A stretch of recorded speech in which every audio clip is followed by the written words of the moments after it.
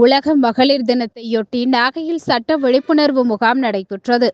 புத்தூரில் அமைந்துள்ள கலங்கரை செயல்பாட்டு மையத்தில் நடைபெற்ற இந்நிகழ்ச்சியில் மாவட்ட மூத்த சிவில் நீதிபதி சுப்புலட்சுமி மற்றும் தமிழக கைம்பெண்கள் மற்றும் ஆதரவற்ற பெண்கள் நல சங்கத்தினர் இதில் கலந்து கொண்டனர்.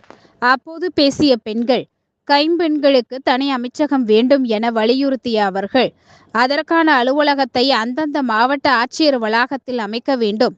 விதவை பெண்களுக்கான OAP 1200 ரூபாய் தொகையை 3000 ரூபாயாக உயர்த்தி வழங்க வேண்டும்.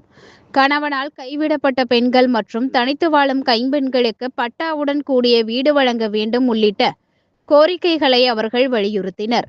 பின்னர் இந்த கோரிக்கைகள் அனைத்தையும் தீர்மானமாக நிறைவேற்றி கைம்பெண்கள் மாவட்ட மூத்த சிவில் நீதிபதி சுப்புலட்சுமியிடம் மனுவாக வழங்கினர். நம்மோடு இணைந்து பணியாற்றக்கூடியவர் அல்லது நம்முடைய இந்த கலைஞருடைய ஒட்டுமொத்த வளர்ச்சியிலே மிக தொண்டு தொட்டாக உடன் பயணிக்கக்கூடிய நம்முடைய வழக்கறிஞர் திரு தியாகராஜன் அவர்களை நான் அன்போடு கலங்கரை சார்பாக நன்றி சொல்லி அழைக்கிறேன்.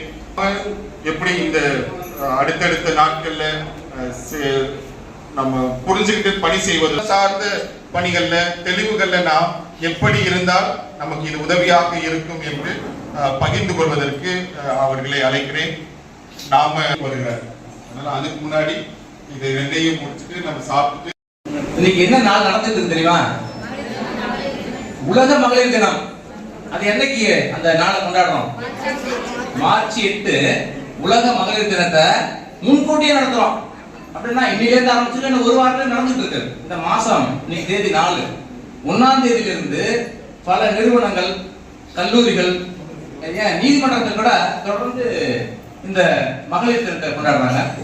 தொடர்ந்து ஒரு 3-4 நாட்களாகவே எல்லா நீதிமன்றங்களிலும் நீதிபதி அம்மா இருக்கும்போது பேசிட்டு நினைச்சா வாய்ப்பு எல்லாம் போயிடுச்சு.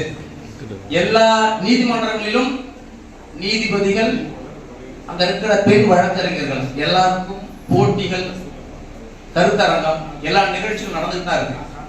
உரிமை நிலைநாட்டணும். உரிமை எங்க இருந்தாலும் நீதிமன்றம் மூலமா தான் மட்டும் ஆக முடியும். அதனால நீங்க அப்படி ஒரு இந்த மாதிரி வழக்கு, அதாவது ஜீவனாச வழக்கு, இல்ல டைவர்ஸ் வழக்கு, இல்ல என் புருஷன் இருக்காங்க, நான் பிள்ளைகளை வச்சு கஷ்டப்படுறேன், ஆனா வேற ஒரு திருமணம் மட்டும் சந்தோஷமா இருக்காரு, ஏன் விடணும்?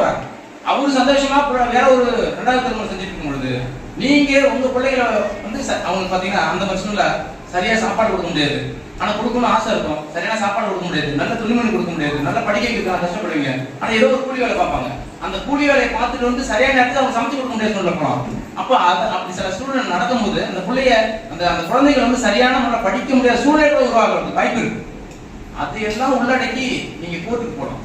இந்த வழக்கம், இந்த மாதிரி பிரச்சனைகளையும் இந்த கோர்ட்டுக்கு கொண்டு போறதுக்கு இந்த இலவச சட்ட உதவி முகாம் தயாரா இருக்காங்க. ஒரு மனசுல நினைச்சீங்க, கண்டிப்பா நீங்க வெற்றி பெறுவீங்க அப்படின்னு சொல்லி இந்த உலக மகளிர் தினத்தை அப்படியே